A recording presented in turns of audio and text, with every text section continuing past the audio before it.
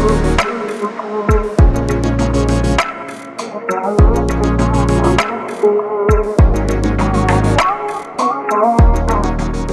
morning, guys. Good morning. Thank you so much for being here. Today I'm joined by my mother, Amy Grammer, co-founder and associate director of Prodigy Leadership Academy, and also Lindsay Lawrence, one of our Prodigy parents, and she's also on our PTO.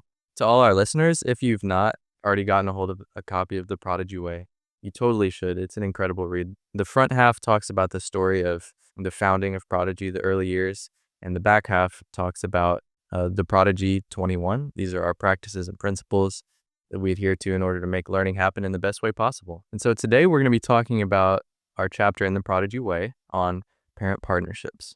This is one of the major things that sets Prodigy apart from traditional schools, and it's one of the things that people, specifically parents, really love when they start getting involved here. For some, it's a bit of a, whoa, this is different. I have to be very much involved. Let's talk about why that's a good thing. So let's talk a little bit about behind the scenes. Why did we choose to do things this way? Okay, so why we choose to do things and invite parents to be a part of the conversation. We always say that the parents are the number one influencer in the child's life. They know them the best and they love them the most. And so because of that, it's their child. They deserve to have a seat at the table in their child's life. So that's why we have invited parents. The child is number one, the parent is number two. And that's how we always, or at least that's how I always order it in my mind. Lindsay, can you talk about your experience as a Prodigy parent? What did that look like when you first came to school here, and what's your perspective on that now? Well, I specifically, I think, was seeking that out. You know, we weren't sure what we were going to do educationally for my middle child, Avery. And so we had kind of set up some tours and kind of decided, okay, what is education going to look like for her? We already had one child in the public school system at that time.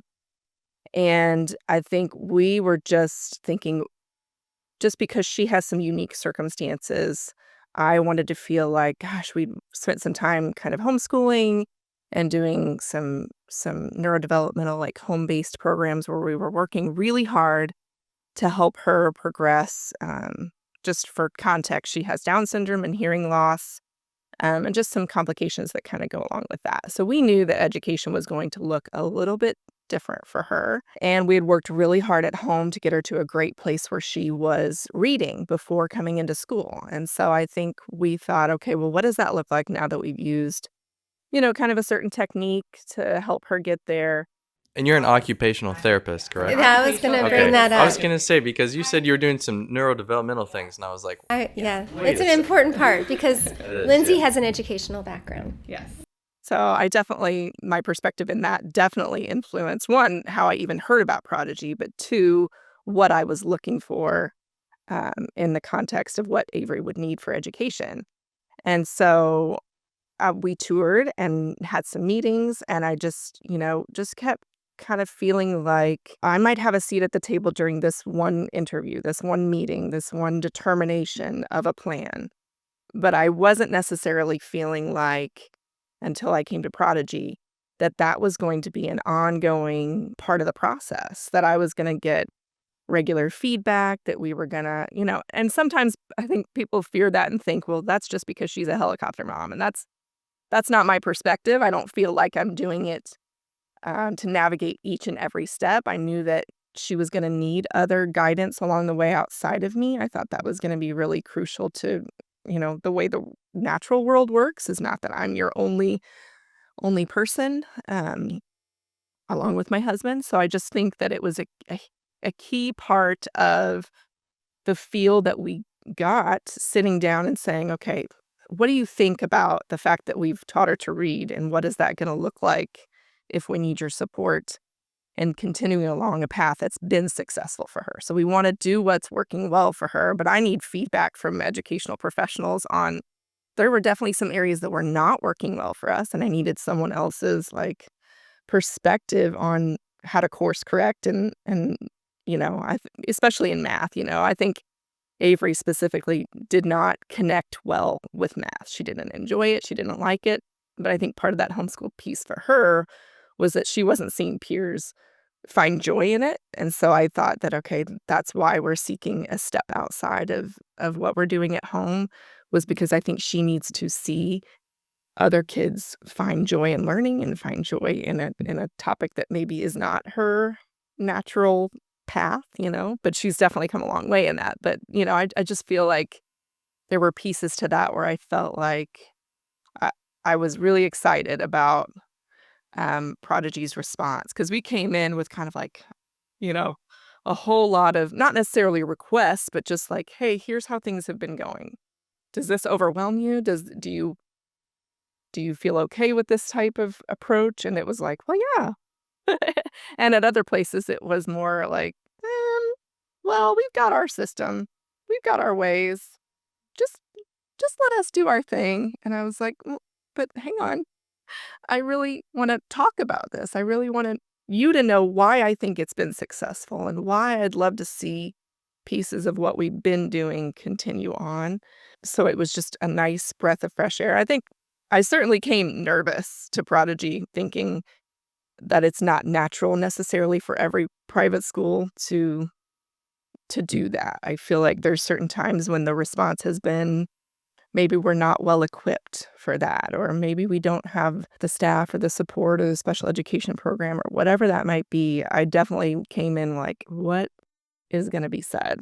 But it fit very naturally with the philosophy that they're already using, that each child is an individual. And there are going to be things where reading is a great strength and math is a bit of a challenge, and why that philosophy makes a child still feel like an exceptional learner, like they are just doing well, even if they're just doing well where they are, that it doesn't have to make you feel like everything is this huge mountain to climb. So when parents come and they bring their children, if they're interested, or even if they come and attend, we really like to ask many questions about the strengths, the weaknesses of the child. What do you do with your child at home that is successful, and where would you like support? And so when Lindsay came, she asked all of those questions about and for Avery, and because they were using and implementing certain systems at home, and it was very specific for Avery, we really tried to find a way to continue to implement those systems in the classroom. And Even a piece of that was sending someone in with Avery, especially at the beginning. And we had kind of proposed that similar idea to a couple of the other places that we had toured, and it was a real closed door then. It was like, we have our staff, we have our people. If we let you do that, then we'd have to let everybody do that. It was just a system that, and understandably so, it's definitely difficult to navigate education for every child. But it was just really nice to say, yeah, we can give that a try. We can, let us know what that looks like. And, that definitely helped me feel like the ideas that I brought to the table weren't just being placated. They were actually being absorbed, and like, let's consider this, before we just put up a hard no to every possibility. Let's consider if this is achievable. And then your other two children, when did you guys make the decision to bring them to Prodigy?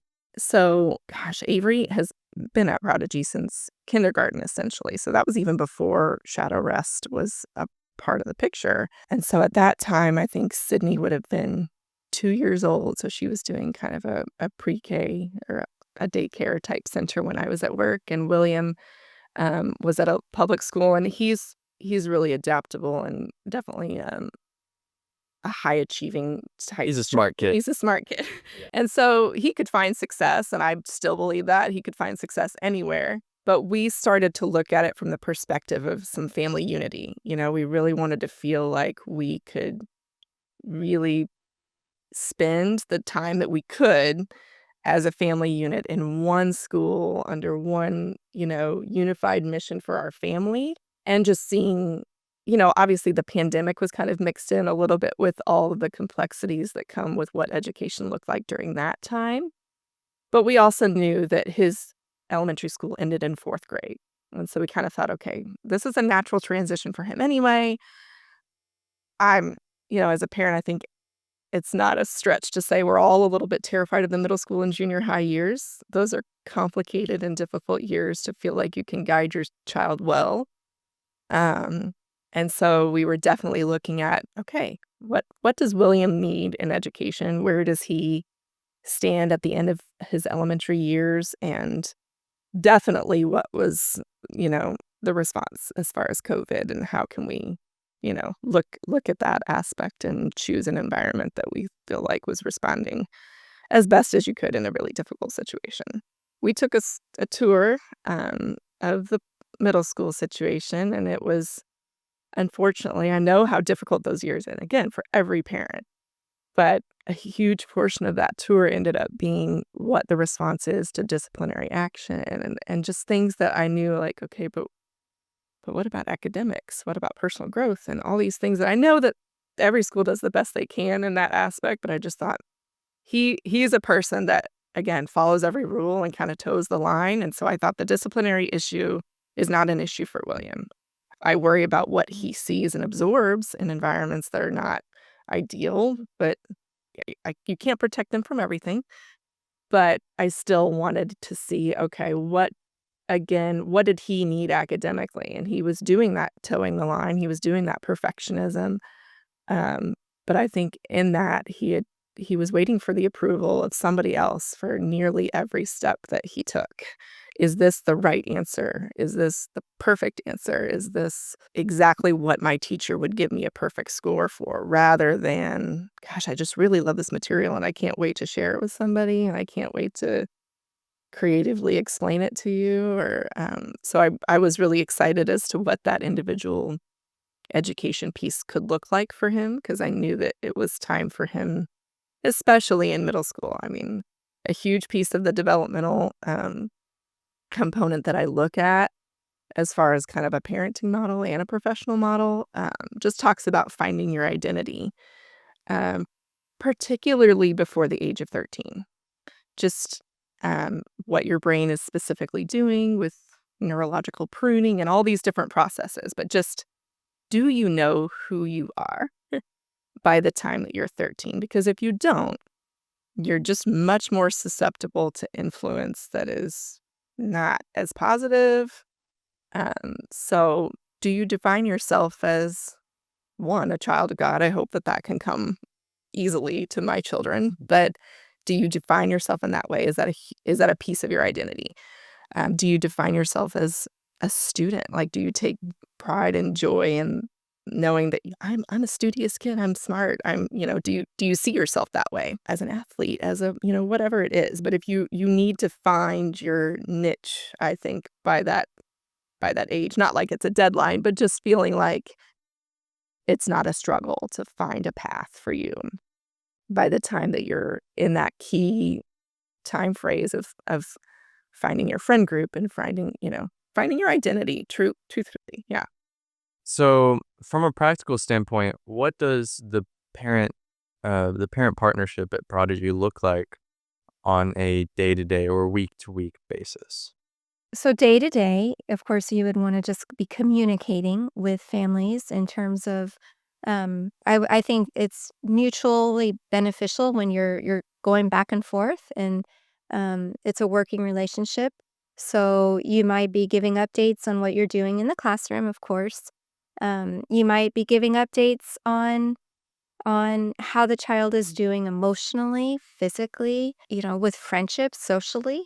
And so we really like to have a good, close relationship to where we're really working closely together.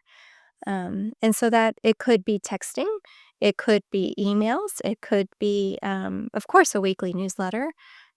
So just those are your basic communication elements, would be the day to day or the week to week. If the child is needing, like, struggling with a discipline, something like that, a discipline at home or at school, we can work together and come up with solutions and support each other. What they're doing at home, we can support by doing at school. Or if it's a struggle at home, we can support, an outcome or a goal by helping it at school somehow. I mean, I could definitely speak to the day-to-day being Yeah. crucial for Avery, in the sense that at the beginning, her ability to recall what she had done during the day was a little limited, So I feel like that, even just knowing what she did that day or what book she read or whatever, meant that she could hear it again from me.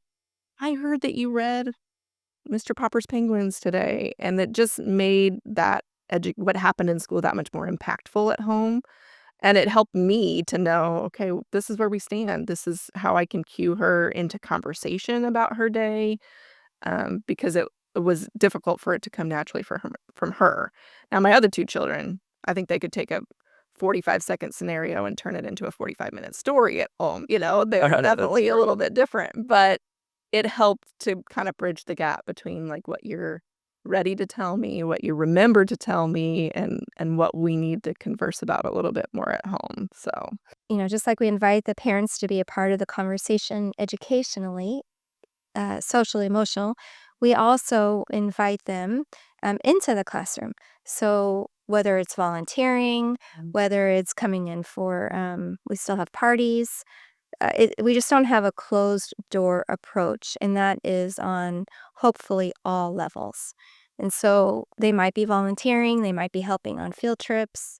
When I worked in the high school as a collaborative teacher, we probably had 10 different parents come in that semester, all of whom came in to speak about their various professions. Yeah, there were some cool ones that year. Yeah, some really, really cool ones. Amazing ones, yes. Yeah, so it's special. It's unique, and parents have something to offer, and they've got a lot to offer. I definitely think it feeds back into applicable learning too. I remember I spoke for, anatomy and physiology or things like that, just because that sometimes when you're learning it, you're like, but why? And if you don't know somebody of a certain profession or don't know what continuing on, if you learn this and you learn it deeply, where could it lead? And you just have an amazing pool of parents who have knowledge that make what you're learning so practical. So, like, why would I learn chemistry? Well, let's bring in somebody that uses chemistry on a regular basis to help you get why this may or may not be a career path for you. But if you didn't know that the career existed, or if you didn't know how that turns around into your everyday life, then that information is kind of lost to the unknown. That is so true. And I'm rather passionate about that, what you just talked about, because I went to a public high school and I did not experience that. I tried taking most of the hardest classes that I could, but when I got to in some of my dual credit, like college credit classes, I began to discover I was hitting a wall because the material was difficult and I didn't feel like I had a good reason to be learning it. And then at the same time, when I got to college, I had no idea what I wanted to do because I had not had maybe some of that exposure that I could have had. So there's that part. And then there's also they're business owners. And so not only do we invite them into the classroom to explain their field of expertise, but we go into the community. And many times it's to their places of work where we're able to just access immediately, and see it in action. So, yeah, it's good. So parents are a wealth of knowledge and resource. It's super important. Yeah. And also, a lot of times they're pitted against each other. Parents and teachers are pitted against each other, I think, in the news and in our public arena. And they shouldn't be that way. Our teachers are fighting for the children. Our parents, of course, they want their children to succeed. And so it just makes sense that they are working together on the same team. Yeah. That's so true. Especially in today's world when it seems like the family unit, we talked about this recently in an episode, the family unit in general is just kind of under attack, and our families really need to be strengthened. And so this parent-teacher partnership really goes a long way, not only in supporting children in their growth, but also just supporting families in general. Well, guys, I'm afraid we're out of time today. Time flies when you're having fun, I tell you what. Thanks so much for joining me today to talk about our parent-teacher partnership. You're welcome. Thank you.